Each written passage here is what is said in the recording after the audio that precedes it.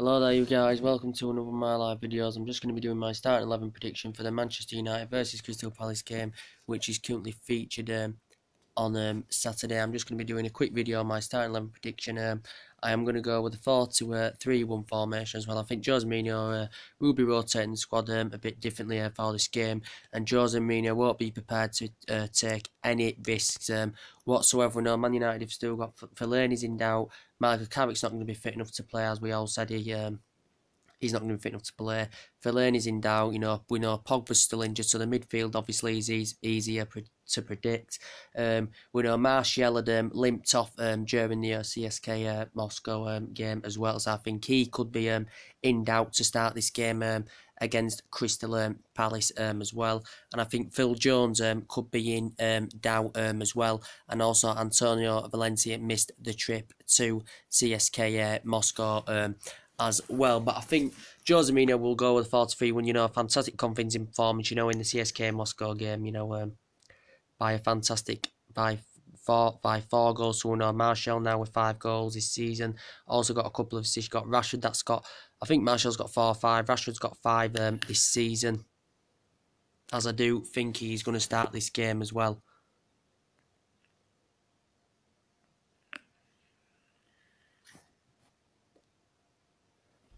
But I do think he's going to start this game as well, so I'm going to go with David De Gea in goal. I'm going to go with Darmian at the right back position. I'm going to go with Bailey and Lindelof at the centre back partnership. He could go with Smalling and Bailey at the centre back partnership, because Smalling played well last time out, because he went with 3 at the back last time out. He went with Bailey, Lindelof and Smalling. But I'm going to go with Bailey and Lindelof at the centre back. At left back, I'm actually, Luke Shaw, played against Burton Albion. He's just come back into action not too long ago as Luke Shaw, as he'd been for quite a while. Daley Blind, who played at the wing back, against CSK Moscow, so he could get that left back position. He may do, I don't know, but it could be Ashley Young. No, to be fair, what I'm going to do is I'm going to go with David De Gea in goal. I'm going to go to Ashley Young on the right hand side, because when he come back, he put Ashley on the right hand side. I think that was against Basel, and he got the captain's armband as well. You wouldn't have dreamt of that as well. So he played on the right, and then in the Everton and the what game was it now? The Everton and the no, he played in the Basel game on the right, the Everton game on the left, and the Southampton game on the left as well. So he'd been rotated to the left hand side in the last couple of games that Ashley Young has featured in as well. So he could get on the right, he could get on the left, but I'm going to put Ashley on the right hand side. I'm going to change of plan. I said Darmian, but I'm going to put Ashley Young on the right. So I'm going to put Ashley on the right. I'm going to put Bailey in the centre back partnership. On the left back, it could be Daley Blind, maybe even Darmian. So I'm going to give it to Daley Blind at that left back position, because he's performed fantastically well when he's played that left back this season as Daley Blind. In the midfield, very, very simple, because Carrick's not going to be fit enough, as I said, and he's only there as a backup option. The player that's won every single domestic cup and made over 3 century appearances now for the club. Scored quite a lot of goals as well. He's just there as a backup option. Jose Mourinho's still looking for long-term players for Carrick. We know Fellaini's still in doubt. Man United are in talks to sign him a new deal. Pogba's still injured, as we know, but we're not quite sure yet fully. It ain't estimated how long he's going to be out for.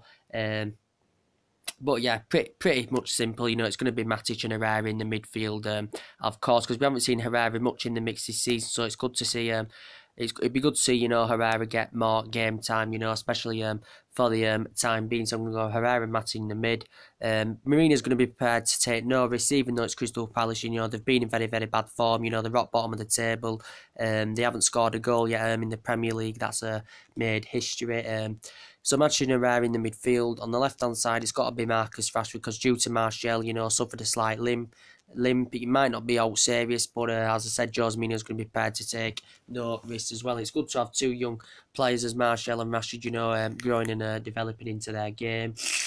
So yeah, I'm going to give it to Marcus Rashford, because they've been trending fantastically well this season, coming off the bench scoring. The other player coming off the bench and scoring, but I'm going to go with Rashford on the left-hand side.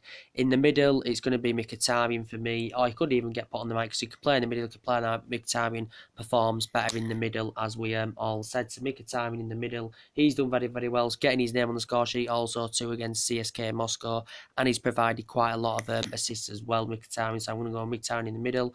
On the right hand side, I'm I'm going to actually give it to, you could say maybe Jesse Lingard could get it, because he's very, very impressive player. He's very, very good in the attacking third of pitches, Lingard. He can perform very, very well, especially in pre-season. He was very, very good, was Lingard. And he come on as a substitute in the CSK Moscow game as well. It could be Lingard. I think it could be Juan Mata in the process as well. But Juan Mata didn't feature in the Basel game, did he? So I think Jose Mourinho may give it to Juan Mata. I think Jose Mourinho will give it to Juan Mata on the right side, because he's participated a lot of times on the right this season when he's played.